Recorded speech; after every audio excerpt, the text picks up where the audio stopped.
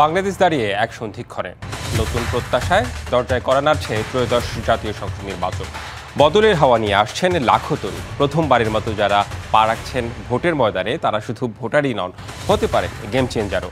এমন তরুণ ও অভিজ্ঞদের মুখে শুনবো আগামীর ভাবনা। এসব জানতে ও জানাতেই Madhumati bank road to parliament.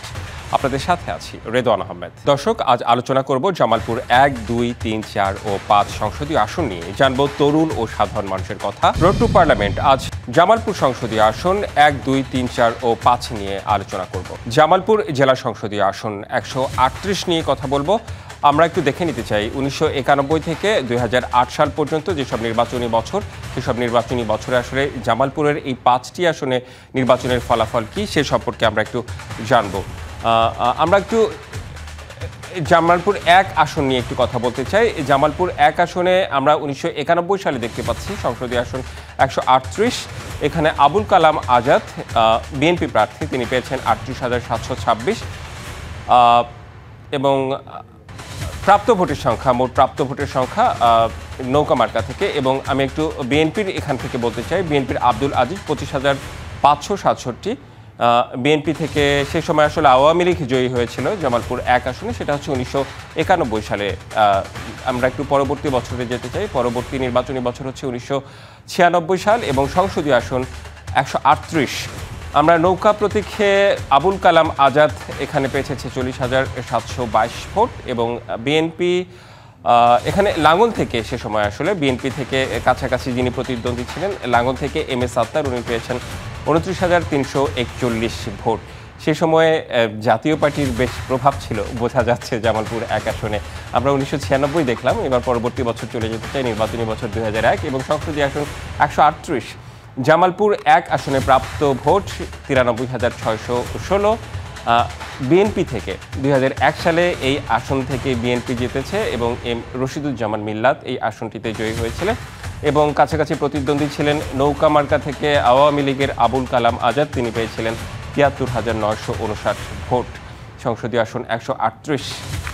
আমরা একটু পরবর্তী নির্বাচনী বছরে যেতে চাই 2008 সালে। আমরা যদি সংসদীয় আসন 138-এ 2008 সালে দেখি, জামালপুর 1 আসনে মোট প্রাপ্ত ভোট 1,15,722। নৌকা থেকে বিপুল পরিমাণ ভোট পেয়েছিল সেই সময় এবং নিকটতম প্রতিদ্বন্দ্বী বিএনপি থেকে ধানের শীষ মার্কায় শাহিদা আক্তার রিতা 70,680 ভোট। এই আসনটিতে আসলে আওয়ামী লীগ, বিএনপি, কখনো বা আমরা লাঙ্গলেরও বেশ ভোট দেখলাম, জাতীয় পার্টিরও ভোট দেখলাম।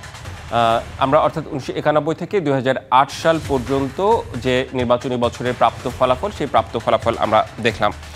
দর্শক, আমরা সংসদীয় বিভিন্ন আসন নিয়ে আসলে কথা বলি, আমরা কথা শুনি সেখানকার যারা মনোনয়ন পেয়েছে আগামী ফেব্রুয়ারিতে যে জাতীয় সংসদ নির্বাচন, তাদের কথা শুনি, সাধারণ মানুষের কথা শুনি, ভোটের আড্ডায় সাধারণ মানুষ কী বলছেন সেসব কথা আমরা শুনতে চাই এবং জানতে চাই।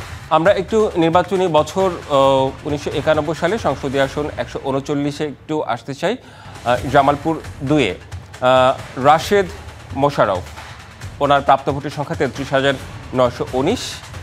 আওয়ামী লীগ থেকে উনি বিজয় হয়েছে নৌকা মার্কা এবং তার নিকটতম প্রতিদ্বন্দ্বী 30,358 ভোট।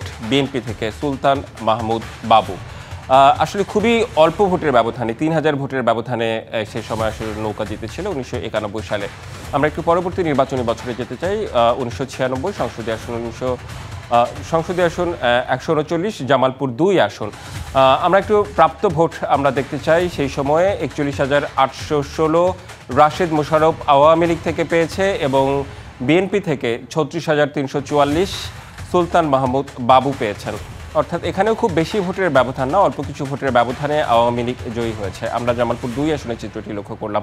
জামালপুর 1 থেকে 2 আসনের মধ্যে আমরা কথা বলছি। এবার জামালপুর 2 আসনে 2001-এর এবং সংসদীয় আসন 139 আমরা দেখব যে সুলতান মাহমুদ বাবু 80,314 বিএনপি থেকে পেয়েছেন এবং রাশেদ মোশাররফ প্রাপ্ত ভোট নৌকা 49,865 আওয়ামী লীগ থেকে। আমরা চলে যেতে চাই পরবর্তী নির্বাচনী বছর 2008-এ। জামালপুর 2-এ 2008-এ আমরা দেখতে পাচ্ছি যে ফরিদুল হক খান প্রাপ্ত ভোট 1,08,950 আওয়ামী লীগ থেকে এবং সুলতান মাহমুদ বাবু ধানের শীষ থেকে 62,635, এটা 2008 সালের। আমরা এটা সংসদীয় আসন 139 অর্থাৎ জামালপুর 1 এবং 2 আসন আমরা লক্ষ্য করলাম এবং জামালপুর 1 এবং 2 আসনে কিন্তু একটা মিশ্র অবস্থা, কখনো বিএনপি কখনো আওয়ামী লীগ। জাতীয় পার্টিকে একবার দেখেছি যে তারা বেশ ভালো ভোটের ব্যবধানে জিতেনি, তবে প্রতিদ্বন্দ্বিতা করেছে। আমরা জামালপুর 3 আসন একটু দেখে নিতে চাই। নির্বাচনী বছর 1991, সংসদীয় আসন 140। মির্জা গোলাম আজম 39,907 ভোট পেয়েছেন আওয়ামী লীগ থেকে এবং বিএনপি থেকে 31,032 ভোট পেয়ে সে সময় প্রতিদ্বন্দ্বী ছিলেন শাহ সুলতান খায়রুল বাশার চিশতি। এটা জামালপুর 3 আসনের 1991 সালের কথা বলছি। এবং পরবর্তী নির্বাচনী বছরে আমরা একটু চলে যেতে চাই। পরবর্তী নির্বাচনী বছরে 1996 সালে যদি দেখি আমরা, সে সময় মির্জা গোলাম আজম জয়ী হয়েছিলেন 80,056 ভোট পেয়ে নৌকা প্রতীকে এবং বিএনপি থেকে আব্দুল হাই 44,666 ধানের শীষ প্রতীকে প্রতিদ্বন্দ্বিতা করেছেন। এখানে একটা বিশাল বড় ভোটের ব্যবধান আমরা লক্ষ্য করছি 1996 সালে জামালপুর 3 আসনে। আমরা সংসদীয় আসন 140 নিয়ে কথা বলছি। এবার জামালপুর 3 আসনের নির্বাচনী বছর 2001-এ যেটি হয়েছে সেটা হচ্ছে মির্জা গোলাম আজম 1,19,611 ভোট নৌকা প্রতীকে এবং মোস্তাফিজুর রহমান 1,06,258 ভোট পেয়েছেন স্বতন্ত্র থেকে। সে সময়ে আসলে বিএনপি থেকে প্রতিদ্বন্দ্বিতা এখানে করেনি কেউ। আমরা একটু পরবর্তী বছরে যেতে চাই, নির্বাচনী বছর 2008-এ যেতে চাই এবং দেখতে চাই জামালপুর 3 আসনের কী অবস্থা। 1,71,926 মির্জা গোলাম আজম নৌকা প্রতীকে পেয়েছেন এবং নিকটতম প্রতিদ্বন্দ্বী ধানের শীষ থেকে 99,113। বেশ বড় ভোটের একটা ব্যবধান আমরা দেখতে পাচ্ছি 2008 সালে। সংসদীয় আসন 140 জামালপুর 3, অর্থাৎ জামালপুর 1, 2, 3 আমরা বিভিন্ন নির্বাচনী বছরগুলোতে দেখলাম যে কখনো বিএনপি কখনো আওয়ামী লীগ, জাতীয় পার্টির এক্ষেত্রে আসলে আমরা খুব একটা প্রভাব লক্ষ্য করিনি। আমরা চলে যেতে চাই জামালপুর 4 আসন নিয়ে একটু আমরা কথা বলতে চাই। নির্বাচনী বছর 1991, সংসদীয় আসন 141। আব্দুস সালাম তালুকদার 46,152 মোট প্রাপ্ত ভোট বিএনপি থেকে।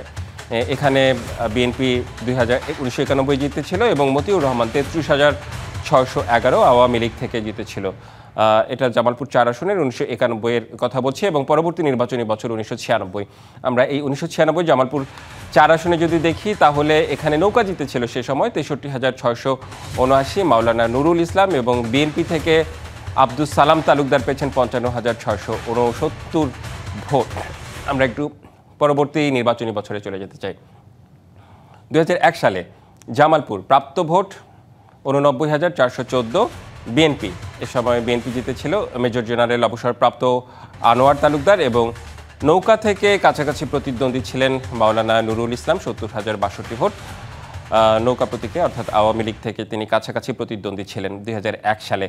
এবং পরবর্তী নির্বাচনী বছর জামালপুর 4 আসনের কী অবস্থা সেটি একটু দেখতে চাই। 2008 সালে জামালপুর 4 আসনে মোট প্রাপ্ত ভোট 1,26,433 ভোট পেয়ে মুরাদ হাসান আওয়ামী লীগ থেকে জিতেছিলেন এবং ফরিদুল তালুকদার শামীম তিনি পেয়েছিলেন 85,857 বিএনপি থেকে, নিকটতম প্রতিদ্বন্দ্বী ছিলেন কিন্তু ভোটের ব্যবধান বেশ ভালোই।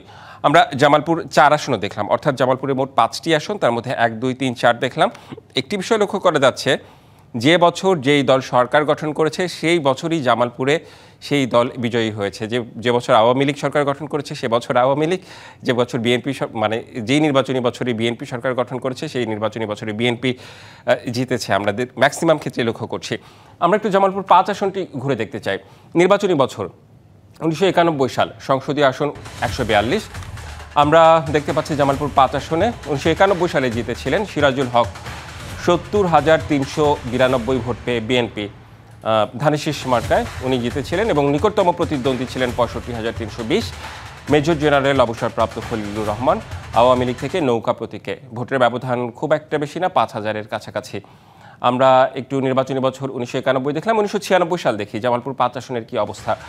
রেজাউল করিম হীরা 1,30,806 আওয়ামী লীগ থেকে পেয়েছেন এবং আমরা যদি বলি তার নিকটতম প্রতিদ্বন্দ্বী ধানের শীষ সে সময় আসলে বেশ প্রতিযোগিতা হয়েছিল কিন্তু নিকটতম প্রতিদ্বন্দ্বী অনেক কম ভোট পেয়েছে।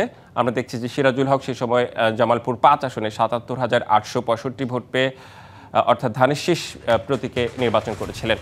আমরা পরবর্তী নির্বাচনী বছর জামালপুর 5 আসনের পরবর্তী নির্বাচনী বছর হচ্ছে 2001 সালের একটু দেখে নিতে চাই। রেজাউল করিম হীরা নৌকা থেকে এক 1,50,240 ভোট পেয়ে জয়ী হয়েছেন। এক্ষেত্রে একটু ব্যতিক্রম হয়েছে, 2001-এ যদিও বিএনপি সরকার ক্ষমতায় এসেছিল, কিন্তু ওই আসনে আসলে হেরেছিল বিএনপি। সিরাজুল হক মোট প্রাপ্ত ভোট 1,14,232। ধানের শীষ মার্কা থেকে আসলে প্রতিদ্বন্দ্বিতা করেছিলেন সে সময় সিরাজুল হক। আমরা পরবর্তী নির্বাচনী বছর 2008-এ একটু যেতে চাই। 2008-এ জামালপুর 5 আসনে প্রাপ্ত ভোট 1,98,902। রেজাউল করিম হীরা পেয়েছেন আওয়ামী লীগ থেকে 2008 সালে, এবং সিরাজুল হক বিএনপি থেকে 88,118। ধানের শীষ প্রতীক নিয়ে 100 সংসদীয় আসন 142, জামালপুর 5 আসনের কথা বললাম। অর্থাৎ আমরা কিন্তু দেখে নিলাম যে জামালপুর 5 আসনের সংসদীয় 1 থেকে 5 আসনের যেসব ফলাফল 1991 থেকে 2008 সাল পর্যন্ত সেসব আসলে আমরা দেখে নিলাম। এই পর্যন্ত আমাদের সাথে অনলাইনে যুক্ত হয়েছেন জেলা বিএনপির সাধারণ সম্পাদক ও জামালপুর 5 আসনে বিএনপি মনোনীত প্রার্থী অ্যাডভোকেট শাহ মোহাম্মদ ওয়ারিস আলী মামুন এবং জামালপুর জেলা জামায়াতে ইসলামের সেক্রেটারি অ্যাডভোকেট আব্দুল আওয়াল। আপনাদের দুজনকেই স্বাগত জানাচ্ছি আমাদের আজকের অনুষ্ঠানে। অ্যাডভোকেট আব্দুল আওয়াল, আপনার কাছে একটু প্রথমে আসতে চাই যে নির্বাচনের হালচাল নিয়ে একটু বলবেন, আপনার কাছে একটু জানতে চাই, তারপর আরো প্রশ্ন রয়েছে আমার কাছে। জি আলহামদুলিল্লাহ, এই আজকে আপনাকে এই অনুষ্ঠানের সাথে আমাকে যুক্ত করার জন্য সংশ্লিষ্ট সবাইকে আমি ধন্যবাদ জানাই। সেই সাথে আমি এই মুহূর্তে জামালপুর 4 আসনের মাঠে আমার বিশাল জনশক্তি বহর নিয়ে মাঠে নির্বাচনী প্রচার অভিযানে আছি। এই পর্যায়ে আমি আপনাদের সামনে যুক্ত হতে পেরেছি। হালচাল আলহামদুলিল্লাহ, আমাদের জামালপুর সারা জেলার বিষয়গুলো যদি আমরা সামনে নিয়ে আসি, তাহলে আমরা এই মুহূর্তে বলবো যে সর্বক্ষেত্রেই নির্বাচনের একটা আমেজের পূর্ব অবস্থাটা এই মুহূর্তে বিরাজমান। সব ক্ষেত্রে মানুষের কাছে আমরা আমাদের বক্তব্য নিয়ে যাচ্ছি এবং মানুষ নির্বাচন হবে এই ব্যাপারে মানসিকভাবে তৈরি হচ্ছে। এবং মানুষের মধ্যে একটা প্রশ্ন এখনো আছে যে আদৌ নির্বাচনটি যথাসময়ে হবে কিনা এবং মানুষ তাদের স্বাধীনভাবে মতামত ব্যক্ত করতে পারবে কিনা, এই জাতীয় সংজ্ঞাগুলো মাঠ পর্যায়ে আমাদের কাছে মানুষ জিজ্ঞাসা করে জানতে চায়।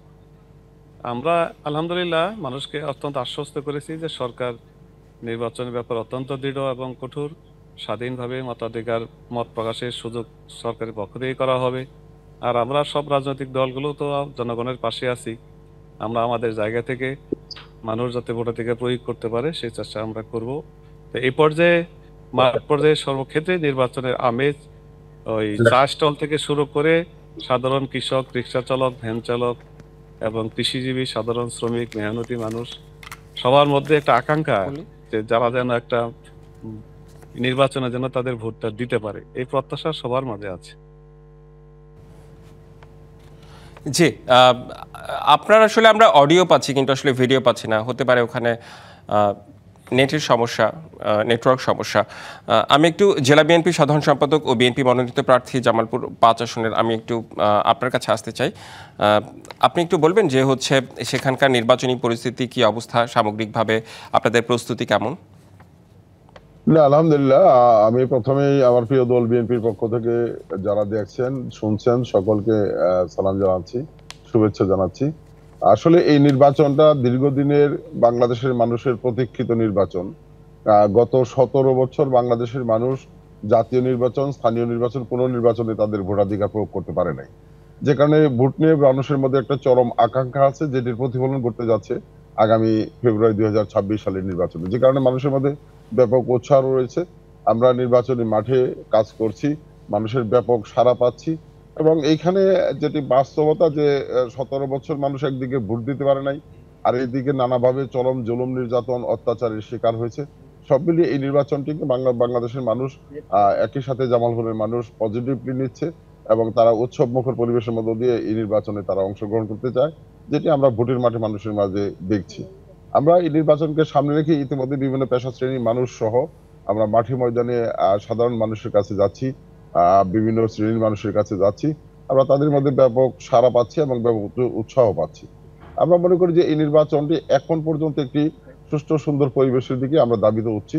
তারপরেও নির্বাচন নিয়ে শঙ্কা মানুষের মধ্যে শেষ নাই, কারণ মাঝখানে কিছু বিভ্রান্তিকর আমাদের রাজনৈতিক নেতৃবৃন্দের বা দলের কিছু বক্তব্য, কিছু দাবি, এগুলি নিয়ে মানুষের মধ্যে কিছুটা শঙ্কা তৈরি হয়েছে।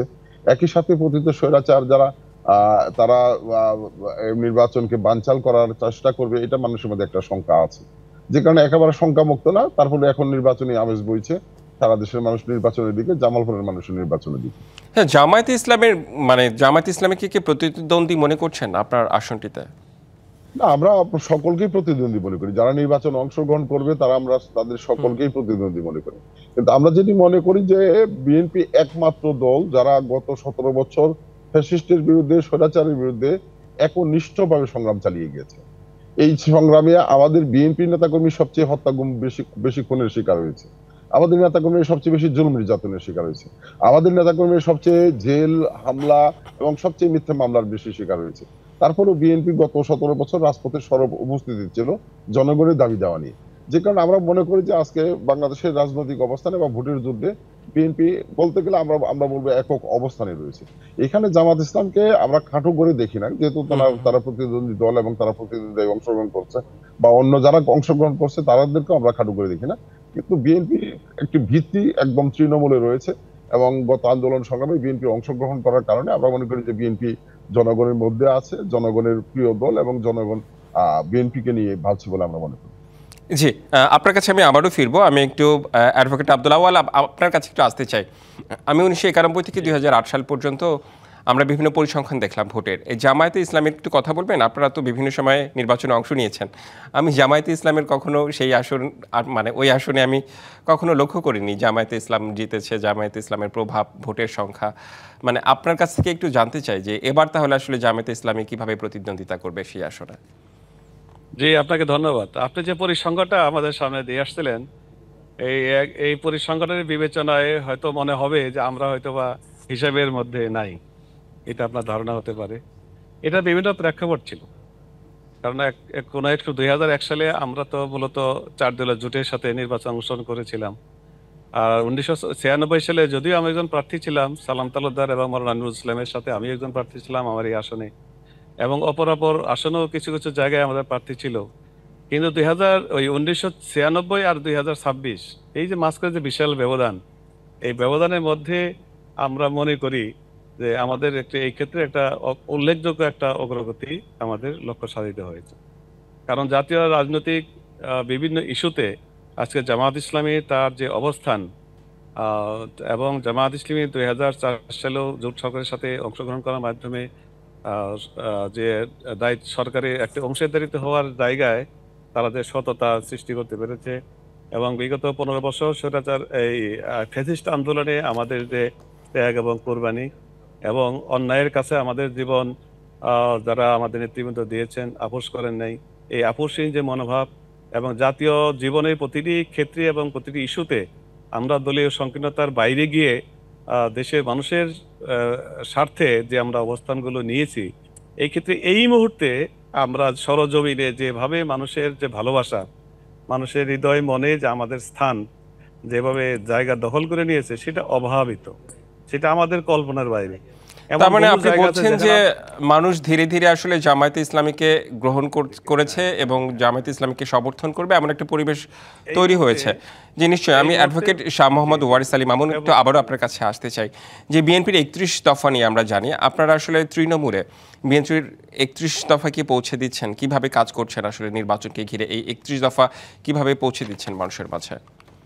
দেখেন, বিএনপি একটি রাজনৈতিক দল, যে দলের প্রতিষ্ঠাতা চেয়ারম্যান স্বাধীনতার ঘোষণা দিয়েছেন, স্বাধীনতা যুদ্ধের নেতৃত্ব দিয়েছেন, পরবর্তী সময়ে বাকশাল বিলুপ্ত করে গণতন্ত্র প্রতিষ্ঠা করেছেন, যে দলের বর্তমান চেয়ারম্যান 82 সাল থেকে 90 সাল পর্যন্ত রাজপথে সংগ্রাম করে স্বৈরাচারের পতন ঘটিয়ে গণতন্ত্রকে মুক্ত করেছেন, যে দলের বর্তমান ভারপ্রাপ্ত চেয়ারম্যান নেতৃত্বে আমরা বিগত ফ্যাসিস্ট বিরুদ্ধে সংগ্রাম করেছি এবং আমরা সফল হয়েছি আল্লাহর রহমতে, আজকে ফ্যাসিস্ট মুক্ত, স্বৈরাচার মুক্ত বাংলাদেশ পেয়েছি। সেই দলটির ভিত্তি একদম জনগণের তৃণমূলে রয়েছে, এবং এই বাংলাদেশের জনগণ আমরা মনে করি যে বিএনপিকে নিয়ে সামনের দিনে স্বপ্ন দেখছে। এই স্বপ্নকে সামনে নিয়ে আমরা যেটি মনে করেছি, আমাদের ভারপ্রাপ্ত চেয়ারম্যান বিভিন্ন রাজনৈতিক দলের সাথে এবং বিভিন্ন পেশাজীবী মানুষের সাথে কথা বলে আমরা একটি সম্ভাবনা তৈরি করেছি যে আগামী দিনে বাংলাদেশকে যদি আমরা এই দুঃশাসন মুক্ত, স্বৈরাচার মুক্ত, সন্ত্রাস মুক্ত, দুর্নীতি মুক্ত বাংলাদেশ এবং জনগণের কল্যাণকর বাংলাদেশ প্রতিষ্ঠা করতে চাই, তাহলে 17 বছরে আওয়ামী লীগ বাংলাদেশের রাষ্ট্রযন্ত্রগুলোকে যেভাবে ধ্বংস করেছে সেগুলো সংস্কার করা প্রয়োজন এবং আগামী দিনে একটি সম্ভাবনা তৈরি করা দরকার। আমরা কিন্তু সেই বিষয়টি মাথা রেখেই 31 দফা রাষ্ট্র সংস্কারের প্রস্তাবনা বিএনপি উপস্থাপন করেছে। এই এই 31 দফা রাষ্ট্র সংস্কারের প্রস্তাবনা নিয়ে আমরা একদম তৃণমূলে প্রতিনিয়ত আমরা সভা সমাবেশ সেমিনার করছি, সাধারণ মানুষের সাথে মত বিনিময় করছি, এবং সেইখানে আমাদের 31 দফা রাষ্ট্র সংস্কারের যে প্রস্তাবনা সেটি আমরা জনসমক্ষে তুলে ধরার চেষ্টা করছি। এই 31 দফাতে আমরা ছাত্র সমাজকে নিয়ে ভাবছি, এই 31 দফাতে আমরা শ্রমিকদের নিয়ে ভাবনা, আগামী দিনের ভাবনা তৈরি করা হয়েছে। এই 31 দফাতে বিভিন্ন পেশা, কৃষকের উৎপাদিত পণ্যের ন্যায্য মূল্য সহ বিভিন্ন পেশা শ্রেণীর মানুষকে নিয়ে আগামী দিনের বাংলাদেশ আমরা সামনে এগিয়ে নিয়ে যেতে চাই। সেই সম্ভাবনাটাই আমরা জনগণের সামনে তুলে ধরেছি, এবং আমরা মনে করি যে 31 দফাটি এখন জনগণের সবচেয়ে কাছে সবচেয়ে উল্লেখযোগ্য এবং গ্রহণযোগ্য বিষয়, যে আগামী দিনের বাংলাদেশটি, বাংলাদেশ 17 বছর যেভাবে ফ্যাসিস্টের নির্যাতনের শিকার হয়েছে, এই ফ্যাসিস্টকে বাংলাদেশ আগামী দিনে দেখতে চায় না। যে কারণে বাংলাদেশের মানুষ আগামী দিনের স্বপ্ন দেখছে। এই স্বপ্নের বাস্তবায়নে 31 দফা রাষ্ট্র সংস্কার প্রস্তাবনাটি আমি মনে করি এখন সবচেয়ে গ্রহণযোগ্য বিষয় বাংলাদেশের সর্বশ্রেণী মানুষের কাছে, যেটি বিএনপি এই সম্ভাবনাটি তৈরি করেছে। জি, আপনাদের দুজনের কাছে আসলে জানা গেল নির্বাচন নিয়ে আসলে আপনাদের ভাবনা। আপনাদের দুজনকে অনেক অনেক ধন্যবাদ আমাদের রোড টু পার্লামেন্টে যুক্ত হবার জন্য। স্বাগত আরও একবার মধুমতি ব্যাংক রোড টু পার্লামেন্টে। দর্শক, এই পর্যায়ে আমরা জামালপুর 1 থেকে 5 আসনের যারা মনোনীত প্রার্থী তাদের বক্তব্য শুনবো। তারা আসলে সামনে নির্বাচনকে ঘিরে কি ভাবছেন, কি বলছেন, সেসব কথা আমরা একটু শুনে আসি। আমরা নির্বাচিত হলে, ধানের শীষ এখানে বিজয়ী হলে, আমরা সংসদে যেতে পারলে আমাদের এখানে প্রথমে আমরা যে কাজটি করব সেই কাজটি হলো নদী ভাঙ্গন রোধ। সমস্ত দেওয়ানগঞ্জের এবং বক্সিগঞ্জের একাংশ আমাদের নদী ভাঙ্গনের কবলে। প্রত্যেকটি বছর আস্তে আস্তে ক্ষয় হয়ে যাচ্ছে জমি, মানুষ বিলীন হয়ে যাচ্ছে তাদের বাড়িঘর সহ, এবং তারা আস্তে আস্তে এখান থেকে উৎখাত হওয়ার মতো অবস্থা হয়েছে। প্রথমে আমাদের কাজ হবে এই নদী ভাঙ্গনকে রোধ করা এবং নদী শাসন করে এই আমাদের দেওয়ানগঞ্জের সীমানা থেকে আরম্ভ করে সানন্দবাড়ি পর্যন্ত একটি বাঁধ নির্মাণ করা। আর আপনার আমাদের এখানে একটা চিনি কল রয়েছে, সেই চিনি কলটি এখন প্রায় ভঙ্গুর অবস্থা। সেটাকে বিএমআরই করে সুন্দর করে এখানে যাতে আখ চাষিরা ভালো করে আখ চাষ করে চিনি উৎপাদন করে দেশের অর্থনীতিতে একটা জায়গা করে নিতে পারে আমাদের, সেই কারণে আমরা এই চিনি কলটির দিকে হাত দিব। মা বোনরা যাতে নিজের পায়ে দাঁড়াতে পারে, সংসারের পরিবারের জন্য যাতে সে বিভিন্নভাবে অর্থনৈতিক সহযোগিতা করতে পারে, এটি হলো আমাদের কাম্য। এবং মা বোনরা যাতে বিদেশে চাকরি, নার্সিং থেকে শুরু করে বিভিন্ন ট্রেনিং এর ব্যবস্থা করে এদেরকে দক্ষ শ্রমিক হিসাবে যদি আমরা তৈরি করতে পারি, তাহলে তারা নিজের পায়ে দাঁড়াবে। এবং একটা শিক্ষিত জাতির জন্য একটা শিক্ষিত মা খুব প্রয়োজন। আগামী নির্বাচন সুন্দর, সুষ্ঠু এবং নিরপেক্ষ নির্বাচন হবে তাদের প্রচেষ্টায়। কাজে আমরা মনে করি ইসলামের জনগণ, যেহেতু বিগত সময় আমি ছিলাম, প্রচুর কাজ করেছি, কাজেই ব্যাপক ভোট ইনশাল্লাহ আমাকে দিবে এবং আমি তাদের ভোটে আমি জয়যুক্ত হবো ইনশাল্লাহ। মেলান্দ মাদারগঞ্জের মানুষ কি চায়? তারা চায় একটি মাদক মুক্ত, সন্ত্রাস মুক্ত, একটি নিরাপদ সমাজ তারা চায়। তারা আইনের শাসন চায়, তারা সামাজিক ন্যায় বিচার চায়। তারা দুর্নীতিমুক্ত মেলান্দ মাদারগঞ্জকে তারা দেখতে চায়, লুটপাট মুক্ত মেলান্দ মাদারগঞ্জকে দেখতে চায়। তারা একটি শান্তির জনপদ হিসাবে মেলান্দ মাদারগঞ্জকে তারা দেখতে চায়।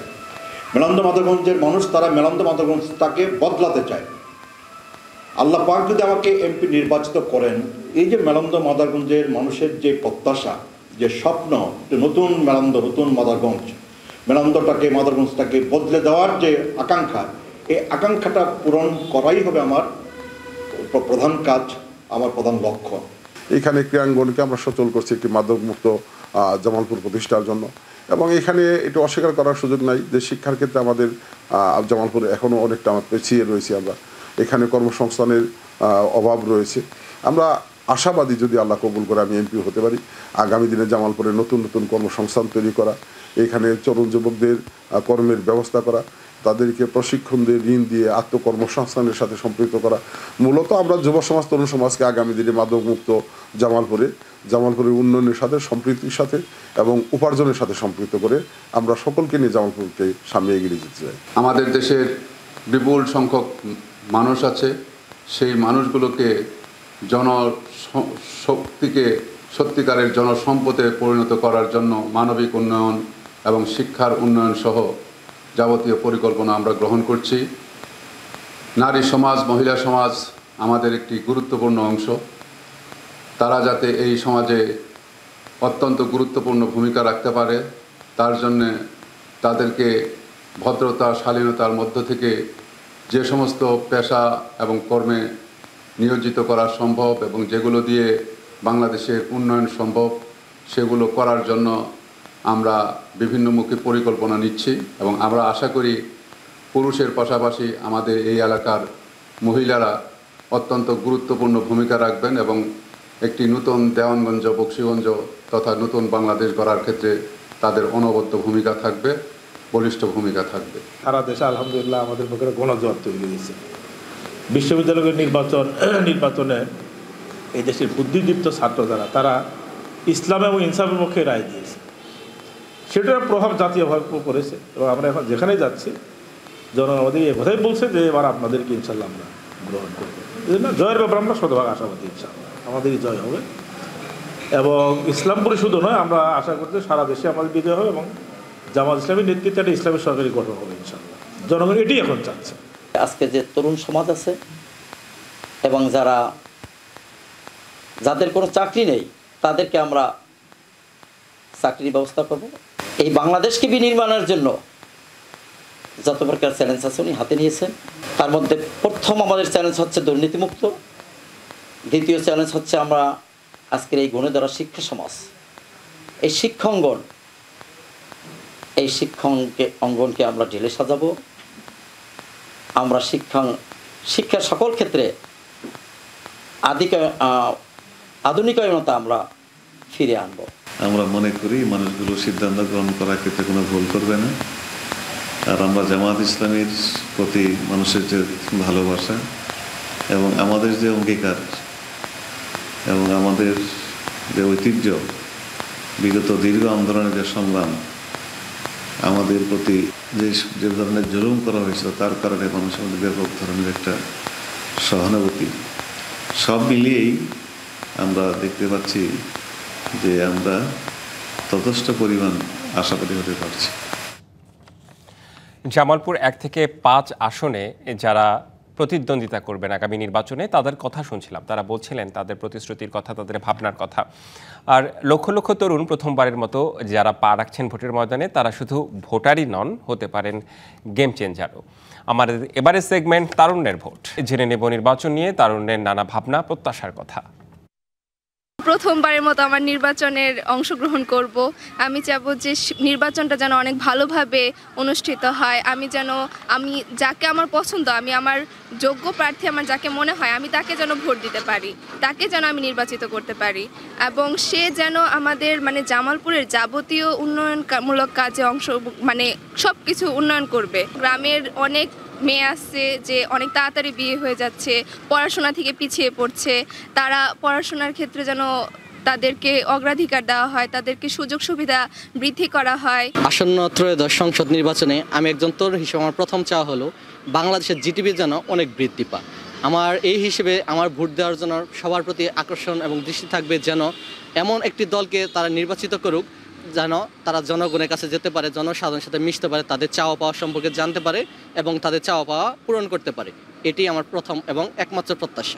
আসন্ন নির্বাচন নিয়ে আমি তরুণ হিসেবে এইটুকু বলবো যেন সুস্থ একটা নির্বাচন হয়, যেই আসুক যেন দেশের উন্নয়ন করে, আমাদের অনেক গরিব দুঃখী আছে তাদের যেন খেয়াল রাখে। বর্তমান যে সরকার আছে তাদের কাছে আমার একটা অনুরোধ থাকবে যে আমরা যারা তরুণ ভোটার আছি, আমরা এইবারই প্রথম মনে হচ্ছে যে আমরা সঠিকভাবে সুন্দরভাবে ভোট কেন্দ্রে উপস্থিত হয়ে ভোটটা দিতে পারবো, সেখানে যাতে কোনো বিশৃঙ্খল না হয়। সকল দল নির্বিশেষে সবাই সুন্দরভাবে উপস্থিত থাকবে এবং আমরা সবাই সুন্দরভাবে ভোটটা দিতে পারি, এটাই আমার আশা। তরুণ ভোটার হিসেবে আমি প্রার্থীদের কাছে এটাই আশা করি যে আমাদের এলাকায়, দেশে বা সমাজে যেন মাদকমুক্ত রাখতে পারে, যেন জানমালের নিরাপত্তা থাকে। আমরা তারুণ্যের কথা শুনছিলাম, তারুণ্যের ভাবনা শুনছিলাম আগামী নির্বাচনকে ঘিরে তারা যা চাচ্ছেন তারা যা বলছেন। মধুমতি ব্যাংক রোড টু পার্লামেন্টে আরেকটা বিরতি নিচ্ছি, ফিরছি একটু পরেই। স্বাগত, আবারও দেখছেন Madhumati bank road to parliament. আমরা রাজনীতিবিদদের কথা এই অনুষ্ঠানে তো আমরা শুনি, সেই সাথে আইন শৃঙ্খলা পরিস্থিতি আগামী নির্বাচনকে ঘিরে কেমন সেসব বিষয়ে আমরা শুনতে চাই, জানতে চাই। এই মুহূর্তে আমার সঙ্গে যুক্ত হয়েছেন সৈয়দ রফিকুল ইসলাম, পুলিশ সুপার জামালপুর। আমি একটু কথা বলতে চাই। সৈয়দ রফিকুল ইসলাম, আপনাকে আমন্ত্রণ জানাচ্ছি। আগামী নির্বাচন ঘিরে জামালপুরের আইন শৃঙ্খলা পরিস্থিতি একটু জানতে চাই আপনার কাছে। ধন্যবাদ আপনাকে, ডিবিসি কলাকৌশলী সহ অন্যান্য যারা আমাকে শুনছেন সবাইকে ধন্যবাদ। আসসালামু আলাইকুম। আপনারা জানেন যে আপনাকে একটু ইন্টারাপ্ট করছি, আপনি একটু যদি পেছান, মানে ফোনটা সামনে রেখে আপনি একটু পিছিয়ে কথা বলে দেখতে পারবো। হ্যাঁ, ধন্যবাদ। নির্বাচনকে ঘিরে আইন শৃঙ্খলা পরিস্থিতি আসলে কেমন, কোনো সংশয় আছে কিনা? নির্বাচন আপনারা জানেন যে সামনে যেটি ফেব্রুয়ারি মাসে হবার কথা, 13তম নির্বাচন, এটি আমরা আশা করছি, প্রত্যাশা করছি এবং আমাদের যে ধরনের বিভিন্নমুখী কার্যক্রম পরিচালনা করছি তাতে আমরা আশা করছি যে এটি অত্যন্ত উৎসবমুখর, নির্বিঘ্ন, নিরাপদ এবং অত্যন্ত সুন্দর একটি নির্বাচন হবে। এই নির্বাচনে আপনারা জানেন বাংলাদেশে এবারই প্রথম বাংলাদেশ পুলিশে, আমাদের পুলিশে যে সমস্ত পার্সোনেল আছে যারা এই নির্বাচনকালীন ডিউটিগুলো করা, তাদের প্রত্যেককে আমরা বিভিন্ন ধরনের ট্রেনিং এর মধ্য দিয়ে তাদেরকে আমরা পরিচালনা করছি। পাশাপাশি আপনারা জানেন যে প্রত্যেকটা ভোটিং সেন্টারগুলোতে আমাদের যে সমস্ত পার্সোনাল পুলিশ পার্সোনাল নিযুক্ত থাকবে, সেখানে তাদের ভোটের কেন্দ্রগুলোর বিভিন্ন ক্রাইটেরিয়াগুলোকে অ্যানালিসিস করে আমরা সেখানে তাদের সক্ষমতার জায়গা বৃদ্ধি করার চেষ্টা করছি। সেখানে আপনারা জানেন যে এই বডি অন ক্যামেরা ব্যবহার করা হবে। এছাড়া আমরা বিভিন্ন সোসাইটিকে এনগেজ করছি এবং বিভিন্ন এই আপনার আইন শৃঙ্খলা উন্নয়নের জন্য আমাদের যে সমস্ত বিট পুলিশিং, কমিউনিটি পুলিশিং এর অন্যান্য যে সমস্ত কার্যক্রমগুলো আছে সেগুলোকে আমরা সুচারুভাবে পরিচালনা করছি। এবং আমাদের পুলিশ ফোর্সের আপনি যেটা জানেন যে 5ই আগস্ট 2024-এর পরে যে মনোবলের যে জায়গাটা ছিল সেটি পূর্ণরূপে ফিরে এসেছে। শতভাগ আর কি পুলিশ তার প্রফেশনালিজম, নিরপেক্ষতা এবং দায়িত্ববোধকে জাগ্রত করে ডিউটি করছে। আমরা আশা করছি আগামী নির্বাচন অত্যন্ত নির্বিঘ্ন হবে। ইনশাআল্লাহ বাংলাদেশ পুলিশ আগামী নির্বাচনের জন্য পূর্ণরূপে প্রতিশ্রুতিবদ্ধ এবং তারা ইনশাআল্লাহ প্রস্তুত আছে। জি, সৈয়দ রফিকুল ইসলাম, আপনি যুক্ত হয়েছিলেন, আপনাকে অনেক অনেক ধন্যবাদ। নির্বাচন এলেই সবচেয়ে জমে ওঠে চায়ের দোকানগুলো, অর্থাৎ চায়ের দোকানগুলোতে যে আড্ডা আর বিতর্ক জমে সেটি আসলে খুবই চমৎকার একটি আড্ডা। এবারের আমাদের সেগমেন্ট ভোটের আড্ডা। ভোটের আড্ডায় নানা পেশার মানুষের ভাবনা নিয়ে জামালপুর থেকে সরাসরি যুক্ত হয়েছেন সহকর্মী শুভ্র মেহেদী। শুভ্র মেহেদী, আপনি একটি চায়ের দোকানের সামনেই বসে রয়েছেন, একটু জানতে চাই আপনার আশেপাশে যারা বসে রয়েছেন তাদের নির্বাচন ঘিরে কি ভাবনা, তারা কি বলছেন? আপনাকে ধন্যবাদ। নির্বাচনের সম্ভাব্য তারিখকে কেন্দ্র করে কিন্তু ইতিমধ্যে রাজনৈতিক দলগুলো তাদের প্রার্থীদের নাম ঘোষণা করেছে। মূলত তারপর থেকেই সারা দেশব্যাপী নির্বাচনী যে উৎসব মুখর পরিবেশ সেটি শুরু হয়েছে এবং বিভিন্ন হাট বাজার থেকে শুরু করে পাড়া মহল্লার যে চায়ের দোকানগুলো রয়েছে সেখানে আলোচনার কেন্দ্রবিন্দুই কিন্তু এই মুহূর্তে নির্বাচন। আর এই নির্বাচনে সবচেয়ে বড় ভূমিকা রাখে সাধারণ ভোটাররা।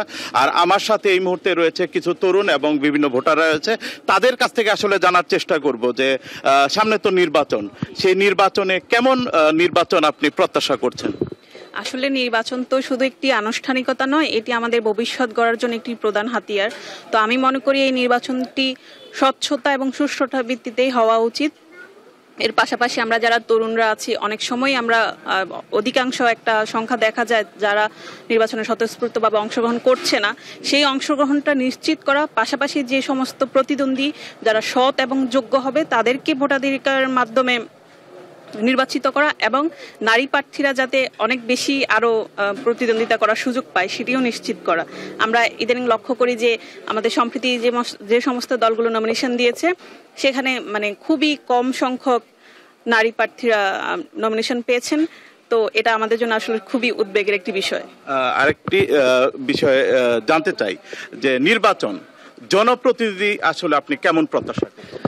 আসলে জনপ্রতিনিধি হিসেবে আমি এমন একজন মানুষকে চাইবো যিনি একাধারে স্বচ্ছ এবং সৎ, শিক্ষিত এবং অবশ্যই স্মার্ট হতে হবে। কারণ বর্তমান তরুণরা কিন্তু অবশ্যই একজন স্মার্ট প্রার্থীকে চায়, যারা জনগণের আশা আকাঙ্ক্ষাকে ধারণ করবে এবং জনগণের যে দাবি, জনগণের যে চাওয়া সেটি পূরণ করার জন্য। শুভ্র মেহেদী, আসলে সময় স্বল্পতার কারণে সবার কথা শোনা গেল না, আপনাকে অনেক ধন্যবাদ এবং যারা যুক্ত হয়েছেন বসেছেন আপনার আশেপাশে তাদেরকে অনেক ধন্যবাদ জানাচ্ছি। মধুমতি ব্যাংক রোড টু পার্লামেন্টে এই ছিল আমাদের আজকের মতো। আগামীকাল দেখা হবে একই সময়ে। ভালো থাকুন, সঙ্গেই থাকুন।